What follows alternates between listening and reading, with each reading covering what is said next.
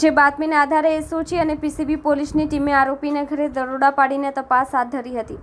જોકે પાર્થ મંદિરવાલા ઘરે મળી આવ્યા ન હતા. પોલીસે ઘરમાં તપાસ હાથ ધરતા મકાનમાં સંતાડી રાખેલા હાઇબ્રિડ ગાંજો અને એલએસડી ડ્રગ્સ બ્લોટર પેપર કુલ કિંમત ₹43,15,490નો જથ્થો પોલીસે જપ્ત કર્યો હતો. સુરત શહેરમાં પ્રથમ વખત એસઓજી દ્વારા એલએસડી ડ્રગ્સ ઝડપી તે માર્કેટમાં ફેલાય તે પહેલા જ પકડી પાડવામાં સફળતા મળી છે. તેમજ વોન્ટેડ આરોપી વિરુદ્ધ અડાજણ પોલીસ સ્ટેશનમાં એનડીપીએસ અધિનિયમ હેઠળ ગુનો દાખલ કરવામાં આવ્યો છે.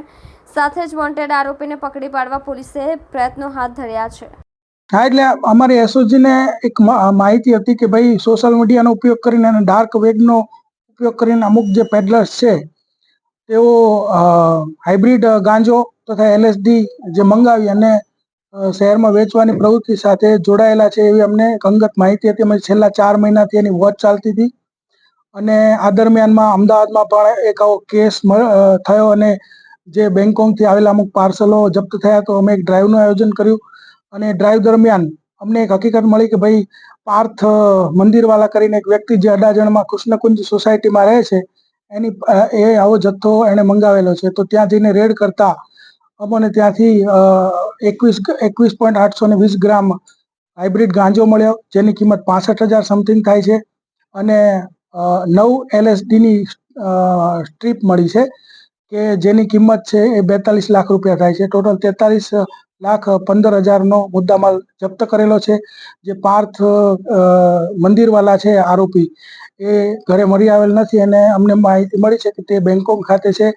એટલે અત્યારે અમે એનડીપીએસની કલમો ઉમેરીને કેસ કરેલો છે તથા તેની શોધખોળ ચાલુ છે અને એને મળી આવે આ જે ડાર્ક વેબ અને સોશિયલ મીડિયાની જે પ્રવૃત્તિ છે કેટલી અહીંયા એનો વિસ્તાર કેટલો છે, પ્રવૃત્તિમાં કોણ કોણ જોડાયેલા છે, આના કોણ કોણ ગ્રાહકો હતા કે આને કોણ સપ્લાય કરતું હતું, એ તમામ વિગતો આગળની તપાસમાં અમે આપણને જણાવશું.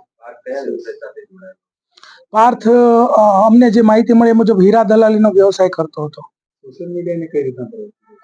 સોશિયલ મીડિયાની પ્રવૃત્તિ એટલે કે એ જે ઓર્ડર આપતો હતો એ અમને જે પ્રારંભિક માહિતી મળી એ ડાર્ક વેબ ઉપર ઓર્ડર આપી અને આ મંગાવતો હતો પાર્સલ અને પછી પોતે જે સોશિયલ મીડિયાનો ગ્રુપ બનાવીને એ ગ્રુપની અંદર એક્ટિવ રહી અને કોઈને હાઇબ્રિડ ગાંજો કે એલએસડીની જરૂરિયાત હોય તો એવો સંપર્ક કરતા અને આપતો એવું અમે અત્યારે જે મળી છે એના ઉપરથી પ્રારંભિક માહિતી ખબર. બાકી બીજી જે ડિટેલ માહિતી તો આરોપી પકડાય ખબર પડશે. હા, અમે એમના ઘરે એસઓજીએ રેડ કરી તો એના પરિવારની પૂછપરછ કરી તો અમને એવું લાગ્યું કે એના પરિવારને કદાચ આ બાબતની જાણ ન હતી.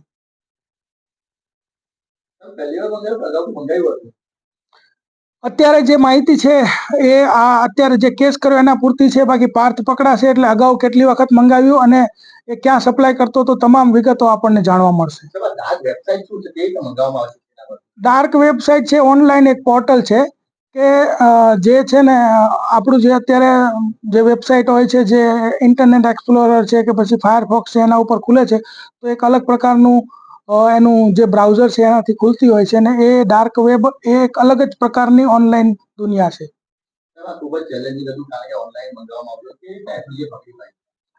અમને ઘણા સમયથી કારણ કે છેલ્લે જ્યારે અનુપમસિંહ ગેહલોત સાહેબ આવીને એવું કીધું કે ભાઈ ડ્રગ્સ બાબતમાં 0 ટોલરન્સની નીતિ, ત્યારથી એસઓજીની ટીમ છે એ જુદી જુદી કઈ રીતે ડ્રગ્સ સુરતમાં આવી શકે છે, નાનામાં નાનો જથ્થો કઈ રીતે આવે અને એને કઈ રીતે આપણે પકડવો અને લોકોને આ ડ્રગ્સના ચુંગાલમાંથી આપણા હોમ મિનિસ્ટર સાહેબનું જે મોહિમ છે એ મુજબ મુક્ત કરાવવા.